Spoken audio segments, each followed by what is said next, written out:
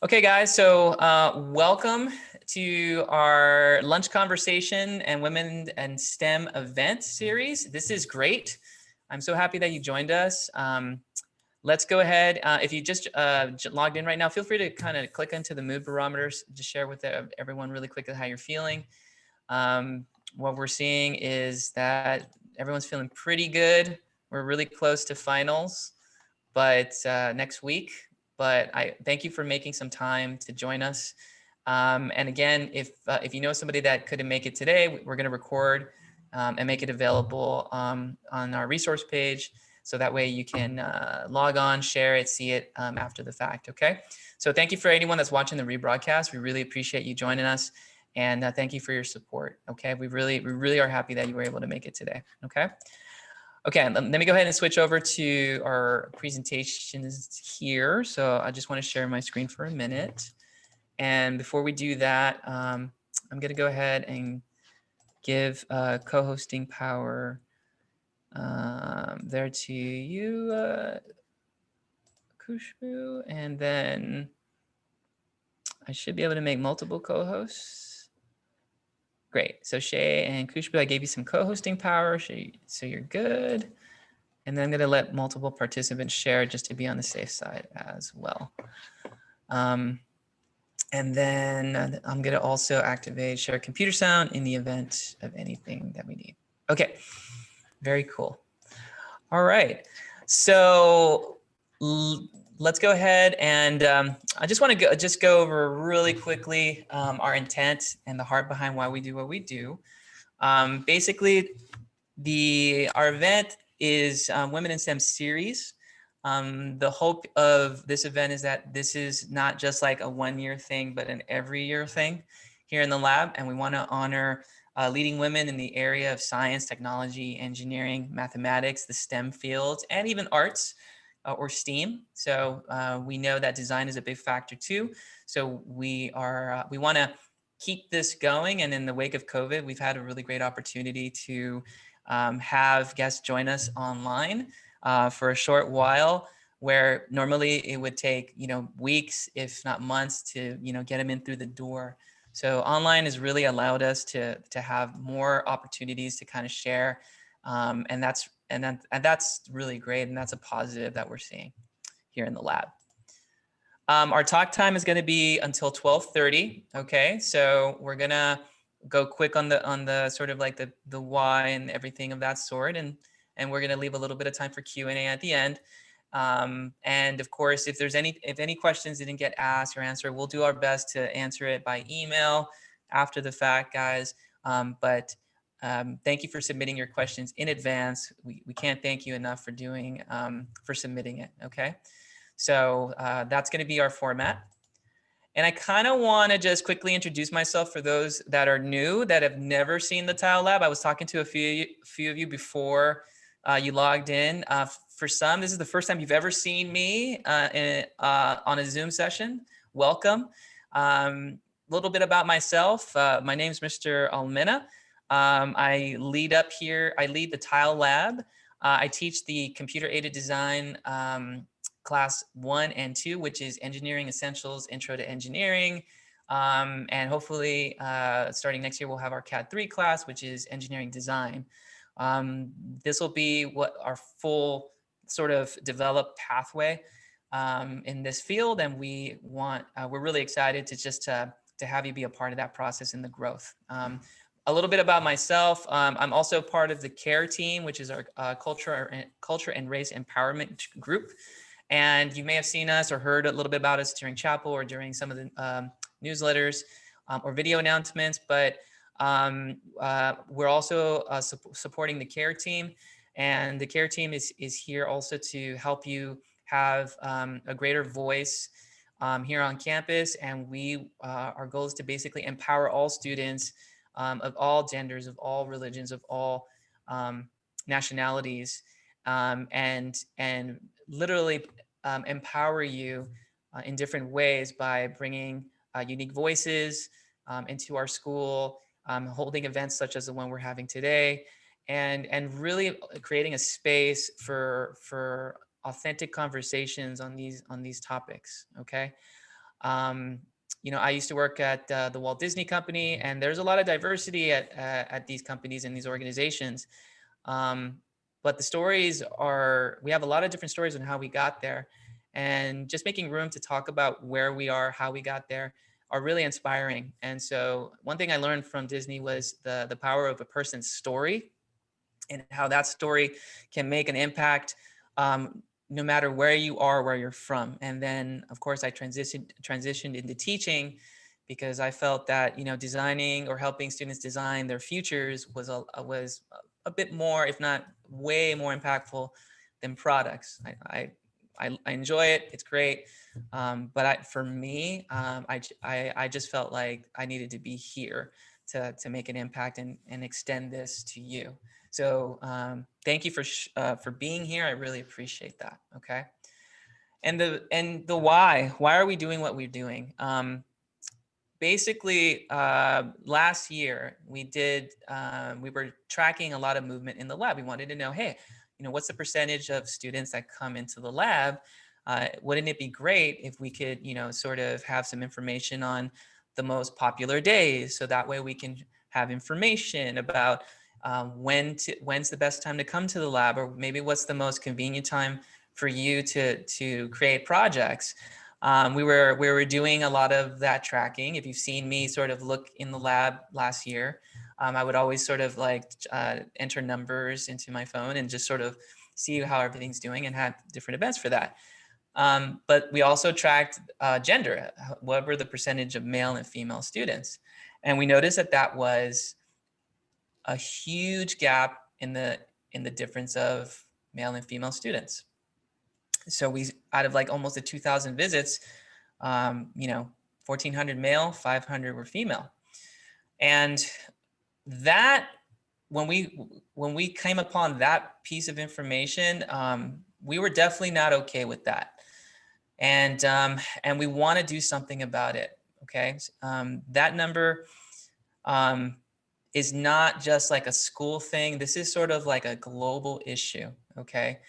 But we choose to address it, and we want to create a space where we offer an opportunity to talk about it and understand it, and hear from our guests their stories and how they overcame some of the barriers. I want to share some statistics here. This is from the World Economic Forum of 2020, back in February 2020. Basically, if we want to be a sustainable world, if we want to reach full sustainability, we need to have science and gender equality. Okay, it has to equal out. Female students and employees are underrepresented in STEM fields. On an average, around 30% of the world's researchers are women. This is globally. Okay, less than a third of female students choose to study higher education courses in subjects like math and engineering. And women working in STEM fields publish less and often receive less pay, which leads to 12% on-screen characters in STEM fields were women. So there's a huge gap. And, you know, this gap was there long before COVID. And in some ways, it's possibly even expanding that gap even more. But we choose not to sit on the wayside. You know, here in the lab, we know we can do better. We choose to do better. And we want to be a light in a dark place. And we want to address these issues and have really good spaces for continued conversation. So I just wanted to share that a little bit with you guys, why we do what we do. And today is a really, really important event, I feel, for us, because we're shining a light in a relatively dark place, and we want to make room for people like yourself to be a part of that. Okay, so I can't thank Relativity, Shay, and Kushbu. Thank you so much for joining us. We can't thank you enough, but I just wanted to share a little bit of that. Jasmine, unfortunately, was not able to make it today. She's not feeling well. But Kushbu will be speaking, Shay will be speaking, and I am so happy that you guys could join us. So I just want to publicly thank you guys and acknowledge you guys for joining us. Before we open the floor, guys, could you also do me a favor? Kushbu has never seen you before. Could you guys hit your cameras and just kind of wave and say hi? Okay, I know everyone's always like a little self-conscious. If you're eating food, that is totally okay. But I just want to leave a little bit of room for you guys just to say hi. You can wave, turn on your cameras, you know, audios and things like that. We just want to know who's coming out, and just get a little bit of a visual. So thank you guys. We really appreciate it. And Shay, Kushbu, the floor is yours. Kushbu, take it away. I'm just here in support and to meet all the students. Sounds good. Hi, everyone. I hope y'all are doing so well right now. And I thank you for joining us during lunchtime. I'm sure everyone's hungry and they're like trying to like listen in and also do whatever they need to be doing. I will be talking a lot more about like my role, any challenges I have faced in the industry.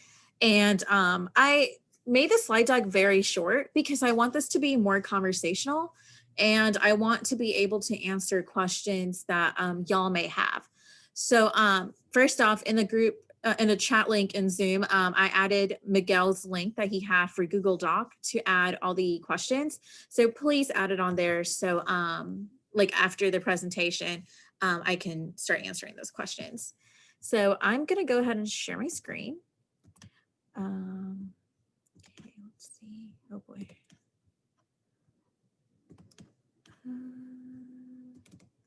Cool. So in the meantime, while I'm kind of going through the slide deck, if y'all could tell me your name, your age, or like what grade you're in, where you're from, or like what ethnicity you are, and what you really want to be, what you aspire to be for your career, I would greatly appreciate that. Let me actually just write that down. So, so if I could get name, like ethnicity, / wait, and grade, what you aspire to be, And I will sort of go through this a little later as to why I was asking this question. And now back to sharing screen. Okay, so, come on, Zoom. Cool. So first off, again, I'm Kushbu. I'm 26 years old, and I have always been very passionate about aerospace. And I will sort of walk y'all through why, like how is passion stemmed out? Like, where did it come from and why I've been on this specific journey? But my personal statement has been that I'm on a mission to help advance humanity's footprint further into the universe, whether that's as an engineer, an educator, a mentor, a STEM advocator, or like women empowerment advocator and LGBTQ advocator. And someday, oh no, there was a typo, sorry. And someday as an astronaut. And I'll talk about the astronaut part first. So a quick background on me. I was born and raised in Houston, Texas. And one day not one day, I've always watched Barney the dinosaur go to the moon. There was just that one specific episode that I kept replaying over and over again. And I really wanted to go to the moon. And like, I would ask my mom like questions about the solar system, the planets, the moon, the sun. And I guess my mom just kept getting tired of answering my questions. So she's like, you know what? I will take you to NASA Johnson Space Center, which is in Houston. And I will show you around the museum as well as put you in science clubs. So at a very young age, I was exposed to different science clubs around the community of Houston, the different museums, and just to be able to read like more advanced books for like different sciences. My mom put me in a like extracurricular, like, well, I'm not going to call it extracurricular, more like an academic tutoring center, like that was after school, and it would help me advance my math. So by the time I was in high school, I knew, by the time I was in middle school, I knew how to do calculus by then. So I was about 3 or 4 years ahead in math. And that being said, I may have been smart in math, but I was completely horrible at comprehensions. I could not do reading comprehension for my dear life. So before anyone thinks, oh my gosh, she's super smart. No, we all have our flaws. There's some subjects that we excel at, some that we really suck at. So for me, it was English. But I did love math. And I was part of different like national honor societies and like especially for math and sciences while growing up. So my goal had always been to be an astronaut. And I guess the joke is on me because I am short. I'm 5'2", and I have 4 eyes. I wear glasses. I have really bad vision, but that still hasn't like discouraged me, because currently with the rules of NASA, you have to be at least 5'2" minimum. Or actually, no, sorry, you have to be greater than 5'2", and you should have 20/20 vision. But I have a very strong hope that one day, when especially like Elon Musk and all these and Jeff Bezos who are working on their specific rockets, hopefully they bring those requirements down and people like me are able to go to space. So I'm still hanging on to that dream. So educational background. So kind of before I get into the University of Texas, I should probably kind of go back. So this is actually me 6 months old at NASA Johnson Space Center wearing an astronaut helmet. I had met my first astronaut when I was 6 months old. So who knew that I would actually stick through what I really wanted to do. But I just love this picture. It's always been near and dear to my heart. And this picture, that's actually astronaut Alan Bean. He sadly passed away a couple of years ago, but he was actually the last man to walk on the moon. And I had the humble opportunity to meet him at the University of Texas. So kind of backtracking a little bit. So I did talk about like kind of what got into why I wanted to do what I wanted to do, which was like the aerospace and like being an astronaut. I guess like during elementary school and middle school, that passion started increasing a lot more. And I was always reading science books. All my science projects were based on like math and like anything related to astronomy, anything related to aerospace. And then in high school, I had a great opportunity at NASA Johnson Space Center for a week-long mentorship program. So I was at NASA for a week, and we stayed there as well. And that was my first time that I had a chance to network with engineers, talk to different astronauts, and more importantly, work on a mock mission to Mars. This project was really important because it really taught me what it was like to do a mission planning. So like drafting up requirements on like what you want the purpose of that mission to be. And and we also walked through all the way of like design, developing, and obviously not executing. We could not go do that project for realsies, but like at least we were able to like kind of walk through those steps and more importantly, present the idea. It helps me develop my critical thinking skills and also think from a perspective of like a high level versus just like low level details. So after I went through that experience, I realized that like I really want to work at NASA. Like I really want to go do this. It just made it so much more powerful. And my passion just went like it just skyrocketed. No pun intended though. But at that same time, during this exact time, I was also applying for colleges. I was getting a lot of pushback from my family. I'm actually American Indian. I'm the first generation American in my family. They're from India. They moved in the 1980s. So my parents were about like their late 20s when they moved to America. And so did the rest of their extended, like their siblings as well. So they've been in America for quite a bit. However, I was getting a lot of pushback from my extended family, not necessarily my parents. My mom's in the medical field and my dad's in business. I was getting discouragement from my uncles and aunts saying, you're a woman, you can't be an engineer. Like, why aerospace engineer? It's so cyclical. Like, there's no hope for you. Like, and then they would say, go become a petroleum engineer. Oh, go become a doctor, go become a lawyer, go anywhere but engineering. You're always going to be walked over. And, you know, I got through a point where like, I was depressed. I did go through a phase of depression, which I will talk about later on, because I do want to talk more about the diversity inclusion as well as mental health.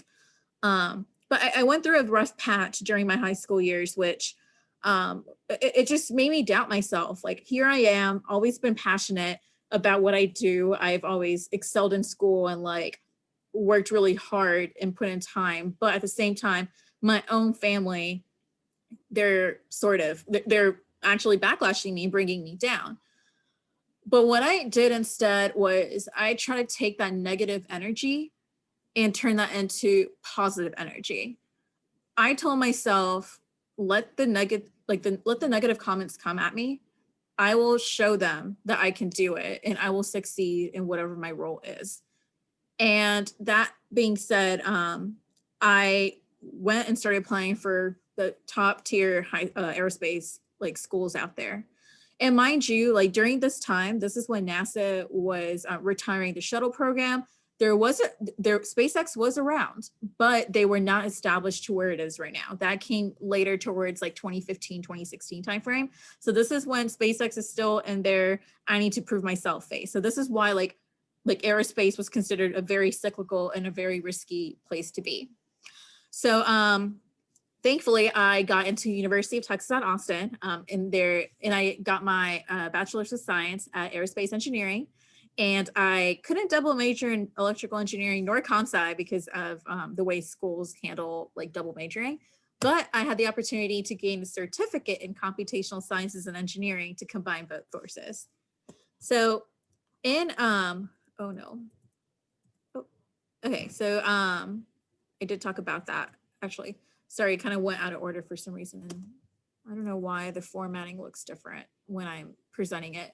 Apologies for that. But while I was in college, I partook in a lot of aerospace related clubs. So one of the clubs I was part of was Women in Aerospace Leadership and Development, called WILD for short. And I was able to participate in a project by NASA called NASA Zero Gravity Project. So our role was to create the purpose of that project was to create something that you would want to test in zero gravity or microgravity. And you like, if your project passes like the requirements, like the design reviews and such, you actually had the opportunity to fly your project in a simulated microgravity, which was super incredible. And I actually had the opportunity to do that. So that's me in a Boeing 737. This is actually right when we were dropping from zero gravity back to Earth gravity. So I kind of fell, but it was so much fun. I had the opportunity to experience microgravity, I had experienced lunar gravity as well as Mars gravity, which was incredible. But to talk a little bit more about this project, my goal was to test the combustion of a material called Vectran and test its like thermal properties and like all the byproducts that were produced after we when we ran the material through flame. So Vectran is it's a very strong material. It is 8 times stronger than steel. So when we were cutting our samples of this like fabric, thick rope looking fabric, we actually like had to heat up a like a sheet metal piece, and that's how we were able to cut it. So it's super crazy that like there's a fabric looking material that's 8 times stronger than steel. But this material is used by a aerospace company called Bigelow. They their goal at that time was to create inflatable space modules to perform like experiments in the future, where it's like scientists, it would just be like almost like a secondary like International Space Station, but way smaller scale. So my job was to design and perform all the analysis on a pressurized structure and create the frame where like this setup would live in. And then, yeah, I had a chance to fly in Vomit Comet, which is fun. And then the second big project that I worked on, I have 3. So this is 2 of the 3. I had the opportunity to intern at NASA Johnson Space Center and one of their contracting companies called Odyssey Space Research. Over here, this is when I learned more about like software engineering. I actually like got hands-on dirty with some of the important parts of when the shuttle or like the spacecraft goes to the International Space Station. So I'm sure many of y'all have watched rocket launches, right? Like when, like the most recent one we had was when SpaceX delivered Crew Dragon to the International Space Station. So you have your International Space Station, and then you have your Dragon. So there's a phase like from Earth, like we launch, right? And we get to space. And then there's a period of time when we're just orbiting the Earth, and like we are starting to move towards the International Space Station. Now there's a point when we have we're trying to dock our capsule, which was the Dragon capsule, to the International Space Station. This whole process is called rendezvous. So during rendezvous, there's many things that could go wrong. Sometimes you might experience an anomaly. There could be something wrong with the spacecraft, and it could probably diverge a little bit. But then you need to bring that spacecraft back to be able to mate to the International Space Station. So my role was to create like simulation side of it, like perform those sort of simulations and run it thousands and thousands of times to see if something like this happened, how would the software of Dragon orient itself and get back, like come back to its original position and dock to the International Space Station. So I did that for one of the SpaceX missions, as well as orbital ATK's missions. I have the opportunity to actually perform those analyses and create like different scenarios where where that could go wrong and how would the software correct itself. So I learned a lot more about like the brains behind those spacecrafts while they're trying to dock. And lastly, the Vomit Comet was sophomore year, the internship was my junior year, and then during my senior year, I worked on a competition called SpaceX Hyperloop pod competition. So Elon Musk had announced a competition back in 2015 of being able to create a Hyperloop that would allow transportation between like cross-country transportation in less time. So two of my friends and I, we co-founded a team called 512 Hyperloop. It was called 512 Hyperloop back then. And we actually were one of the largest teams in the nation. And also, if you kind of see down there, you see that there aren't that many women. I think there were only 2 out of 100 something students. So, you know, it kind of got me a little bit, and I'll talk a little bit more about like how the college experience was and like how it impacted like the education as well as the activities that we did. But nevertheless, we were able to test our pod. We designed, developed the pod, and during the competition, we presented it in Texas A&M. I graduated before like they actually built the pod, but and I didn't really keep up, to be honest. I just got really busy with work, but I think they did fairly well. So I'm really happy to have been part of that, and at least set the foundation of that team. So where am I now? After I graduated in May, so kind of going back. So during my senior year, I was really thinking about what I wanted to do. Did I want to go into the workforce, or did I want to actually go pursue my PhD, which is something I had really wanted to do when I was in my high school and early college years. And then when it came time to like really figure that out and kind of lay out what a PhD time would look like in terms of like how much research you had to do and like where I would be able to intern, I realized it was not feasible to what I wanted from my life. I didn't want to be stuck with just Department of Defense, which is what my professor was working on. I wanted to sort of span out and actually work with rockets more with like private industry. And mind you, this is a time when SpaceX had actually successfully done more launches, and they were actually taking the world of aerospace to another height. In my 4 years of college, the aerospace industry skyrocketed as well. And there were a lot more newer companies that were forming around this time. So that being said, I started applying to jobs my second semester of senior year, which is pretty late, but I was just like applying everywhere because I realized that PhD was not the route for me, and I needed to go find a job like now. Because for me, I wanted to have lined that job up before I graduated. And I was lucky enough to end up a role at Virgin Orbit. So I moved up to California, and mind you, in California, I did not know anyone. I had no friends nor family when I moved here. So it was literally a fresh start. And it was also a culture shock, which I can talk about later when we talk more about non-technical stuff. But it was a big culture shock, and I had to get used to so much coming from Texas to California, and I'll talk about that. But at Virgin Orbit, I was there for 3 years, and then I left and came to Relativity last year. So I've been at Relativity. Oh no, Oh gosh, time has gone fast. I've been at Relativity for 2 years, actually, not 1. Oh my gosh, COVID has messed up everything for us. But yes, I have been at Relativity for 2 and at Virgin Orbit for, I was at Virgin for 3. So to talk a little bit about Virgin Orbit. So Virgin Orbit, they were working on, or they're working on air launch. So the rocket is strapped under the wing of a 747. When the plane takes off, it at about 35,000 feet for an altitude, that's when there's a separation system between the rocket and the plane. And when they separate, stage 1 fires and it goes into space. So it's not ground launch, it's more coming off of the wing off of the 747. And I also forgot to mention that Virgin Orbit is the sister company of Virgin Galactic. A lot of people get that mixed up when they see like on the news for Richard Branson and the space plane and tourism. That's the Virgin Galactic side. Virgin Orbit's on the rocket side. That's delivering satellites to space and working with the government.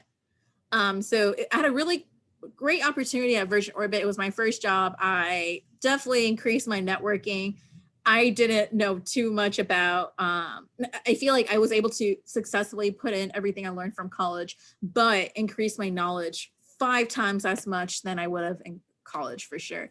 And it made me so happy that it was the best decision I made to not get my PhD, which I'll talk about, because I did see a question earlier on whether someone should go pursue a advanced degree or go into the workforce. I'll answer that later. But yeah, so at Virgin, I designed, developed, and executed the hardware in the loop test system. So before we go perform an engine test or stage test or flight test, or even the full on launch of a rocket, you go through a series of different tests. But before you go through those tests, you have to you don't want to put all your hardware and software for the first time on an engine, because you may blow it up, right? Like things can go wrong. There can always be anomalies. So there's a platform called Hardware in the Loop where you actually put all the hardware and software on a flat table, literally a flat table. And we call it a flat rocket because these are all the things that would go on the rocket, except we're laying it on the table and we have a bunch of wires going to a test system, just a bunch of computers. And we run simulations that way. So I am able to, I'm trying to simplify this very high level, but what we try to do is we try to mitigate any risks that we would have if we put everything on the real stand, like on a real engine or the real rocket as it's fully completed. So you want to run through these tests to make sure everything's working. And you also want to stress the system, right? You also want to see, wait, if I turned off the flight computer, how would my rocket react? Obviously, you don't want the rocket to do anything when your flight computer is off. So you get to test all these cool scenarios before you go run it on the actual rocket. So this is usually the crucial step before you get ready for any sort of milestone. So I had the humbling opportunity to play a huge role in that and actually lead that testing and being the last person to sign off on paperwork before anything goes on the rocket. And that's what I also do at Relativity, except at Relativity, I also have additional roles. At Relativity, I had the opportunity to work on creating a coding language that we're able to write our flight script on. So it's based off of C++ and C, and we're able to create an in-house coding language. So when we're trying to create a test script to say, turn on flight computer, turn on one controller, turn on valve A, turn off valve B. We can write it simply knowing that, okay, in the back end, we know what's going to happen.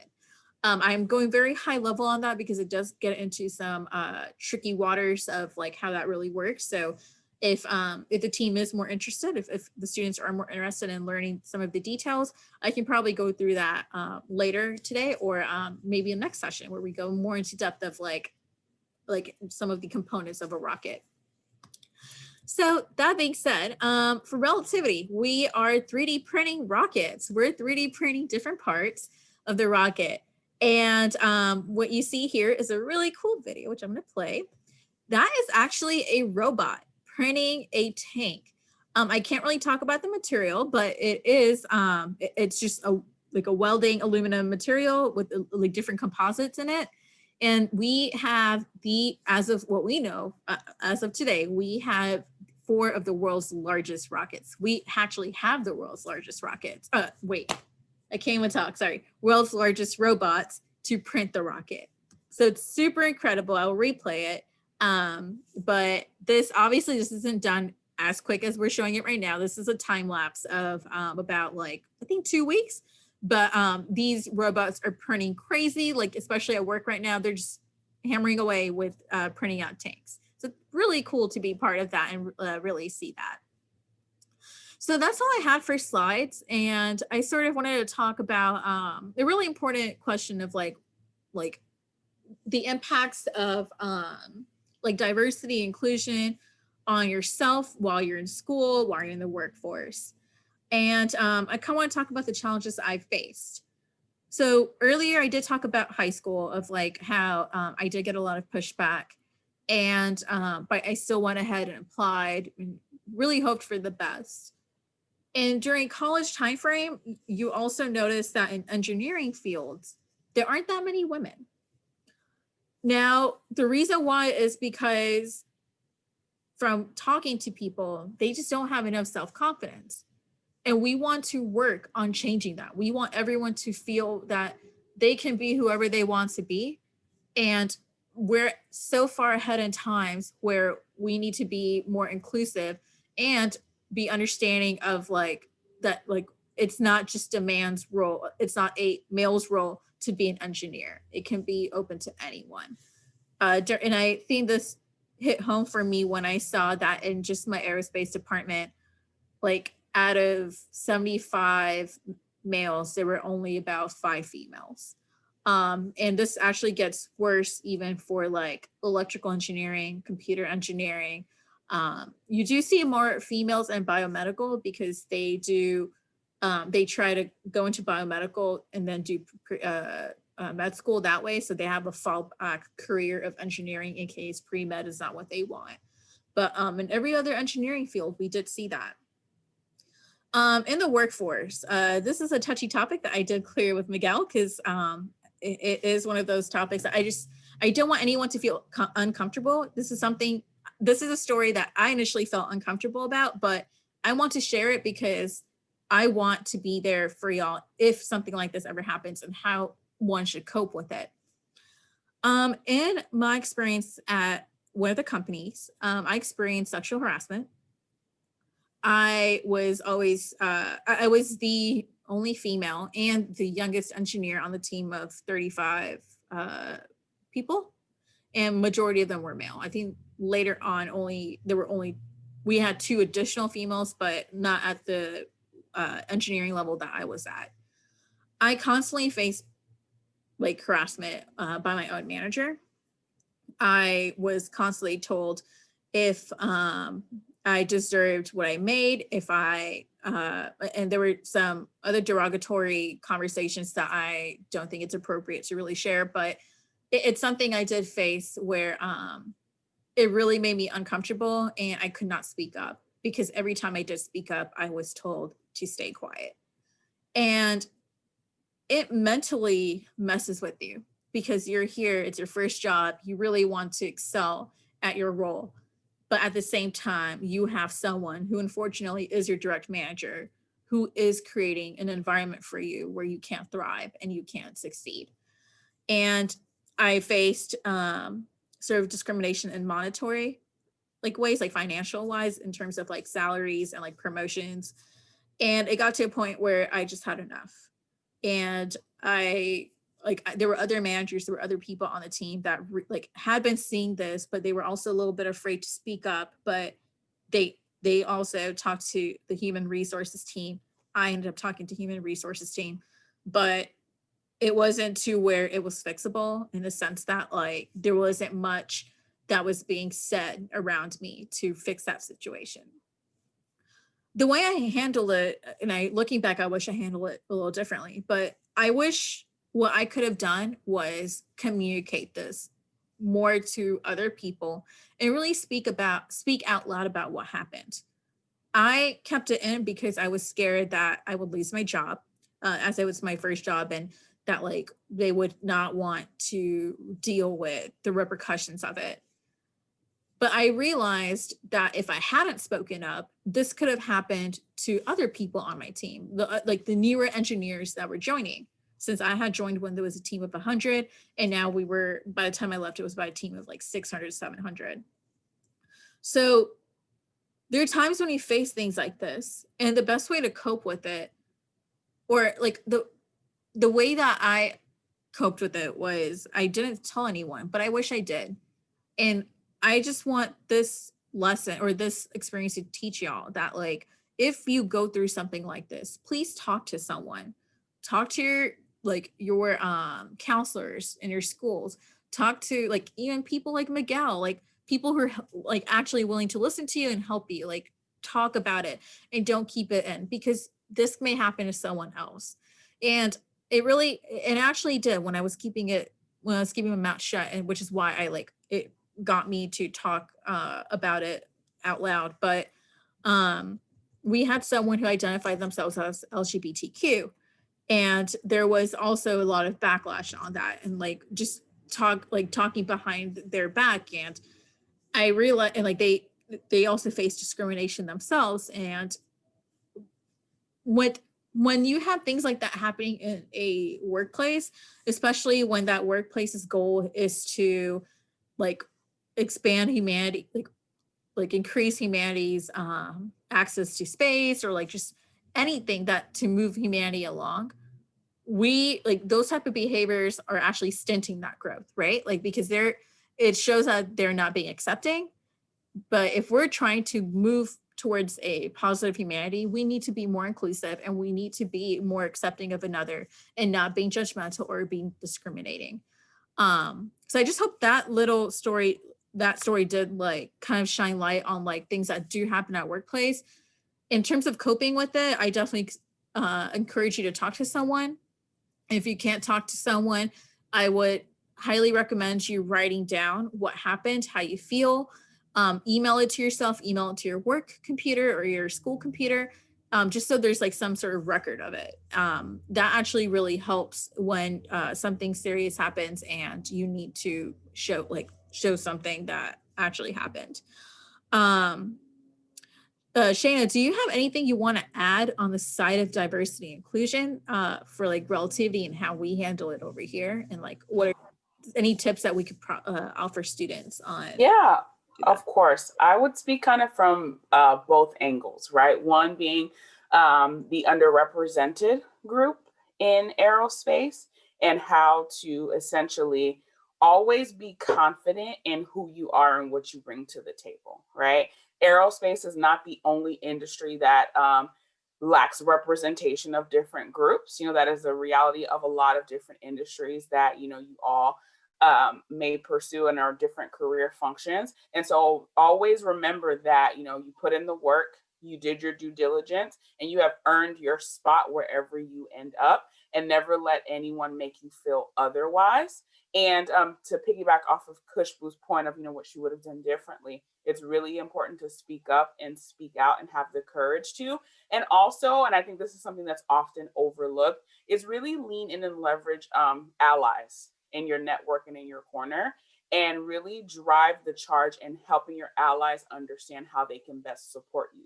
So as it relates to relativity space and how we are approaching diversity, equity, and inclusion as a company, in all transparency, that has some work to do in terms of representation, is really empowering allyship and ensuring those that have platforms and that have privilege and that can speak up on our behalf and have the messaging be better received than if we would speak up, empowering them with the tools and empowering them with the knowledge of how to best show up for us, and really put the ownership and accountability on them to create space for us to thrive in the not only this industry, but also in our careers.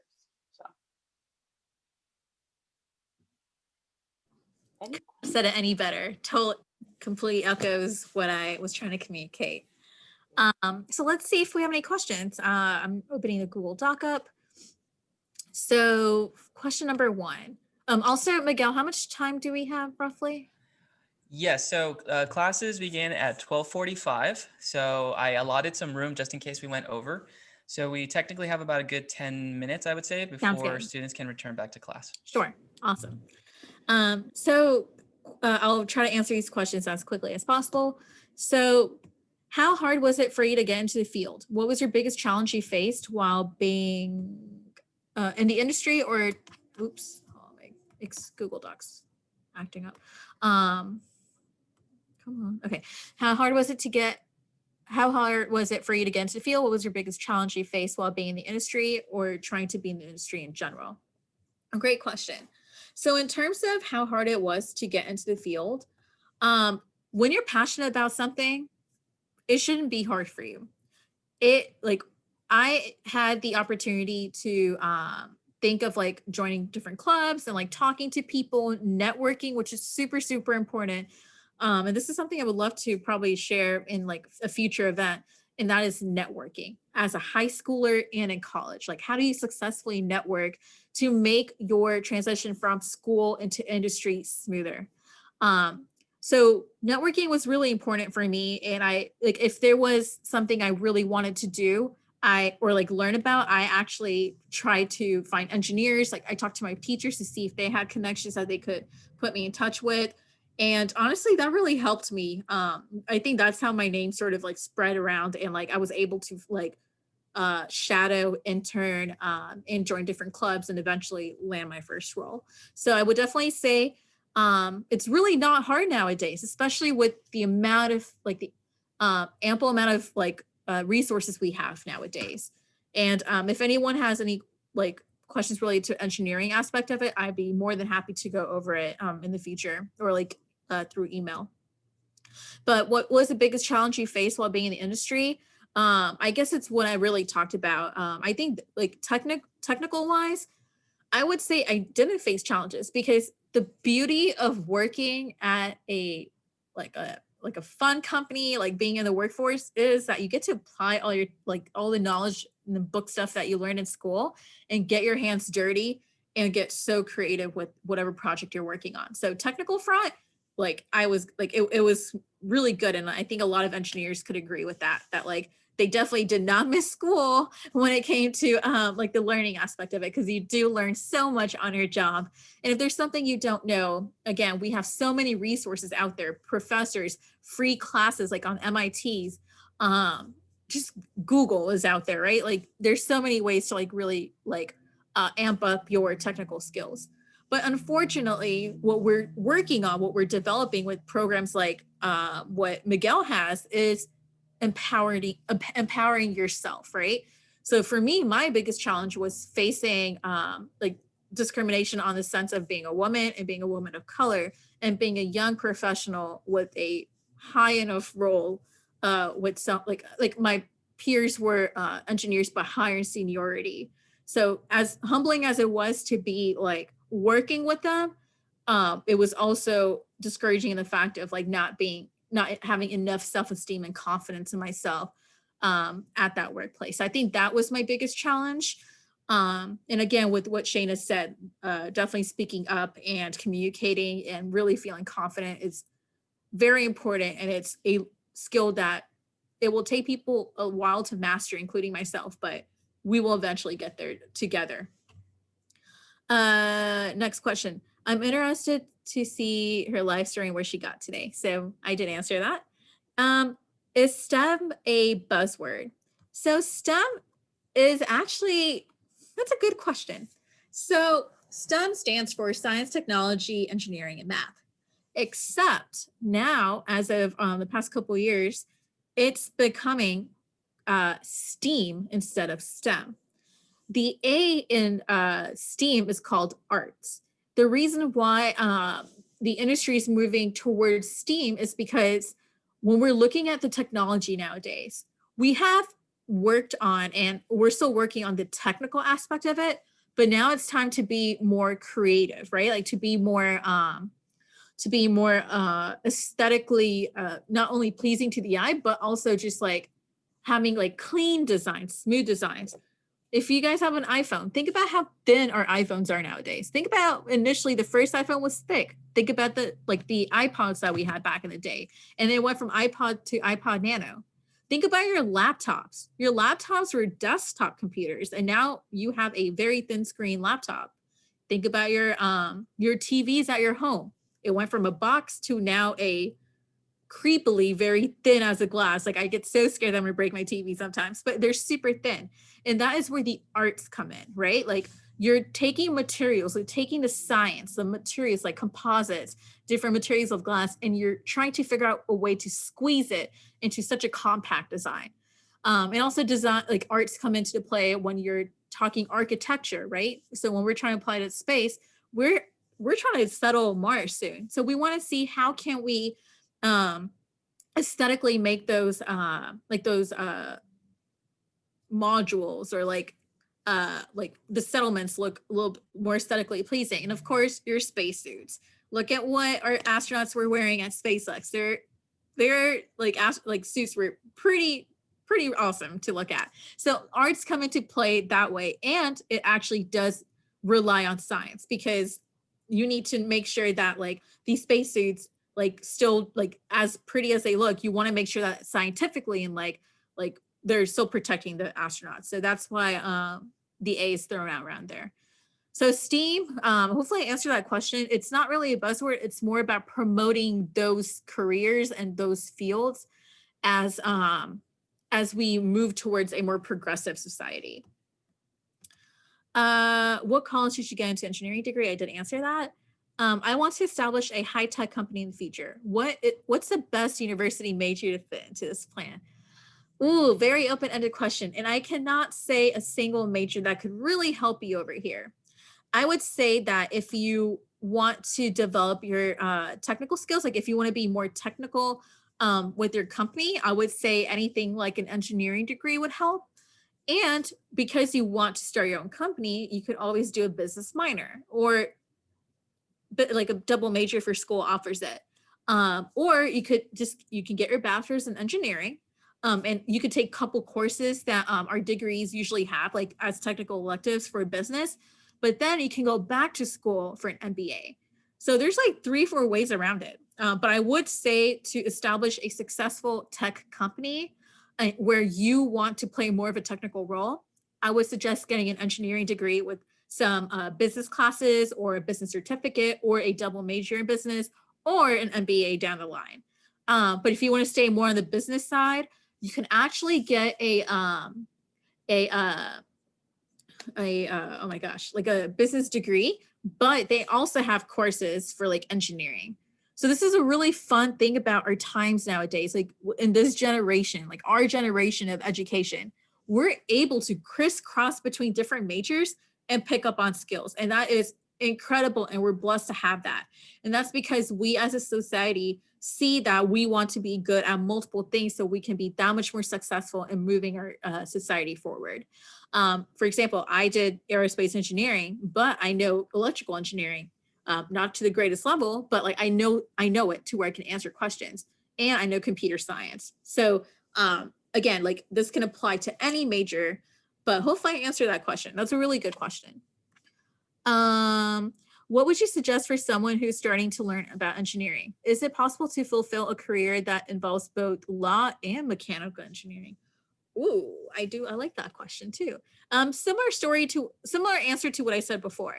So what do you suggest for the part one of that question of like, what do you suggest for someone learning about engineering? First off, I believe y'all are high school students. So if it's not too late, I would suggest taking computer science classes if your school offers it. And I would say that's a really good way to increase your engineering depth. And the reason why is because, like I said, I keep bringing up progressive society moving forward, which is where we're at. We're in such a fun time of just human history of like that progressiveness. I would suggest increasing your coding skills. That's a very important skill set to have going into college, as well as more importantly, workplace, because a lot more companies look for those skills of coding. And again, like if we do a part 2 of a series like this, I would love to sort of help out with the networking aspect as well as like technical skills to develop. So I would say coding is number 1. Any language is, I would personally suggest any languages like C, C++, and Java, where it's an object-oriented programming. That way you'll learn the fundamentals of coding and the fundamentals of how these languages were created, where now there's high-level languages on top of that, like Python. If you go straight to Python, which is kind of what I did, and I did Java too in high school, but I mastered Python while not like increasing my skills in Java. You sometimes miss out on learning the object-oriented side. If I'm throwing a bunch of words, again, we can do a part 2 on this a little bit more where I can explain that in depth. So I would say to succeed in your engineering field, coding, networking. I cannot stress that enough. Networking is so important to land positive internships, positive connections with people where they will help you push your career to levels you would not think was possible. And always like excelling in math and science. I know those are the 2 of the hardest subjects. For me, it's reading comprehension. Like I said, I hate ELA or anything related to English. But increasing your skill sets in math and science for sure.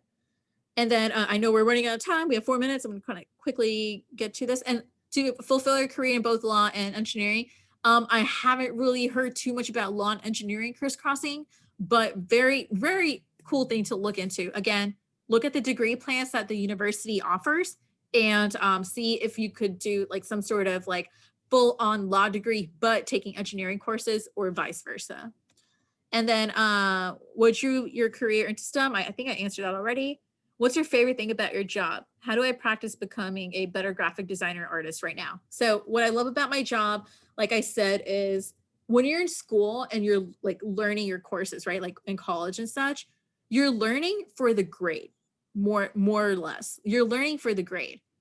Now, when I don't know something or when I'm learning at work, I'm learning it for fun, right? I'm learning it to do my job because our jobs are our passion. So there's a difference in that. And I think that is what my favorite thing is. Like I read so much, like I slate with books besides me. There's like a stack of books right behind me. Like I love to read. I love to learn. I pick up workbooks just to excel my skills and other stuff because I'm learning for fun to apply to my job, not for a grade. And that's that is a flaw in the education system where we're learning. It's more of us learning for the grade versus for like actual application, which is another heated topic that I can talk about later on. Let's see. For becoming a better graphic designer artist right now, highly recommend if you want to become more of like a mechanical designer, definitely pick up SolidWorks. That is a course that you will be taught in college. In terms of, I think there's something called Unix. I think I'm not too familiar with graphic designing. I apologize for that question, like not being able to answer it fully, but I would definitely do some Google searches on that. There's a lot of free courses on Coursera, MIT. Please look into that. Take advantage of what like some of these awesome universities and nonprofit organizations have where it's like you can take courses for free. Do it. Let's see. What do you wish you knew back in high school about your career? Such a great question. Okay. So there were a couple of mistakes I made. I would say that I knew what I wanted to be, which was an aerospace engineer. I knew that. I took a lot of AP classes, which is fine because I enjoyed learning in those classes, but I took all the AP exams for all those classes, which I don't think I should have done. I should have only focused more on the math and sciences because that was going to be applicable to my career. Because not all universities are accepting of different credits. So that's something that I faced where like, I definitely am glad I took AP classes and I definitely don't recommend students to not do that because it sharpens your critical thinking skills. AP courses definitely sharpen your skills. They make you think in a newer light, which I definitely appreciated. But the exam side, I wish I didn't stress so much because I could have been putting the time I was prepping for those exams into my science clubs. So that was like one of the mistakes I think I made like from college side. Another thing was, and this is, I know everyone, if there's parents, there will be like, no, don't tell my student this, but have fun in college. I feel like I studied way too much that I forgot what it was like to have fun. I feel like I missed out in a part of my young development of like having fun because I was always in books, trying to study, trying to like just keep all my grades up, but have fun. And GPA, oh, this is the biggest one. GPA is not the biggest deal. And let me say that carefully in college. It is not the biggest thing. What we see in the workforce is we see people with 4.0s, but they don't have any like club experience. They don't have any side project experiences. GPA is important in the fact that you don't want to have like a 2.0 or 1.0, but don't put all your time and efforts into making that 4.0 in coursework when you could put some of that time in doing side projects. If like for the person who wants to be a graphic designer, pick up a book, pick up some programs that you like find out from Google or whatever, and start creating some designs. Start working on side projects because those are the things that will actually help you excel in your future. So I really rushed through that, so I apologize. But I really hope this was informative, and I really hope that there was at least one thing that everyone learned, and that was to be passionate about what you do and definitely just power through it and don't let anyone tell you otherwise. Well, this was amazing. Thank you so much, Kushbu, for doing this, because there's so much like meat to the presentation and so much to this. Like I think we're gonna have to watch this a couple of times to really get everything and let that sink in. But I want to respect everyone's time. We'll stick around. I'll still be here, okay, Kushbu, to kind of just do a little afterthought. But Sure. I asked Sophia if she'd be willing to pray over you and bless you. Sophia is a great student. She's been so proactive in all the events, and I really see her as a future leader. So Sophia, I'm going to give you the floor. Go ahead, take it, guys. It should be about 30 seconds. You could tell your teacher to email me and I'll give you the okay. So you could blame me. But Sophia, could you just pray for Kushbu and just bless her for this year and just for this time, and just give her that spiritual charge? We really would appreciate that. Of course. First and foremost, I'd like to say thank you so much for taking this time out of your day to come and speak with us. I really appreciate that. Okay. Dear Lord, thank you so much for this beautiful day you've given us and for giving us the opportunity to meet with such amazing and inspiring speakers today. Thank you that we have the privilege to connect with such knowledgeable engineers and grow our understanding and interest in STEM. Please be with us as we close this meeting, and go in peace and have a great rest of our day. And in Jesus' name I pray, amen. Amen. All right, guys, go forth, and we will see you. If you get in trouble, blame me. I will email you the okay. I will email your teacher to verify, okay? Thank you, Sophie. I really appreciate the prayer. Thank you. And thank you, Sophia. so much. Thank you. Of course, was thank you, amazing. Peter. Thank you. Thanks for Miss having me. M.Almena. All right, Peter, thanks for coming out. Appreciate it.